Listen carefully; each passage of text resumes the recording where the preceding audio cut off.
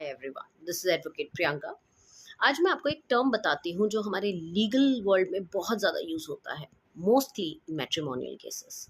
The term is cooling period, जिसको हम legal language में कूलिंग ऑफ पीरियड बोलते हैं। क्या है ये कूलिंग पीरियड? जैसे कि इसके नाम से ही पता चलता है, कूलिंग मतलब ठंडा करने वाला पीरियड। मतलब जब दो पार्टीज एक दूसरे के ऊपर केस करते हैं तो उस टाइम पे अगर जज साहब को ऐसा लगता है कि इस पार्टी को थोड़ा सा टाइम पीरियड देना चाहिए रीथिंक रिकंसिडर करने के लिए अपने डिसीजन को, तो उनको एक कूलिंग पीरियड दिया जाता है। 4 महीने, 6 महीने, 2 महीने, लाइक दिस।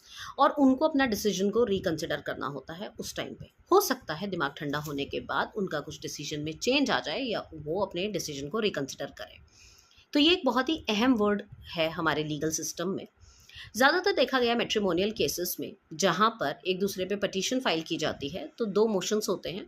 दो मोशन मतलब पहला जब मोशन होता है तो जज साहब के सामने दोनों अपनी अपनी बातें रखते हैं और वहाँ पर पार्शल डिग्री उनको दी जाती है और उसके बाद 6 महीने का उनको कूलिंग पीरियड दिया जाता है, ये सोचने के लिए कि जो आप करने जा रहे हैं क्या आप इसको कहीं गुस्से में या हीट ऑफ द मोमेंट में तो नहीं कर रहे हैं। आप एक बार दोबारा सोच लीजिए, क्या पता आप एक दूसरे के साथ निभा पाएँ। तो वो 6 महीने का जो पीरियड होता है उसमें वो लोग दोबारा सोच सकते हैं, मिल सकते हैं, बातें कर सकते हैं। बट वंस 6 महीने के बाद अगर हस्बैंड वाइफ ने आके ये कह दिया कि नहीं, हम दोनों तो एक दूसरे के साथ बिल्कुल नहीं रह सकते हैं and we want a divorce, तो जज साहब भी उसमें कुछ नहीं कर सकते और वो डिवोर्स की एक जो फाइनल डिग्री होती है वो आपको प्रोवाइड कर देंगे and finally you are separated.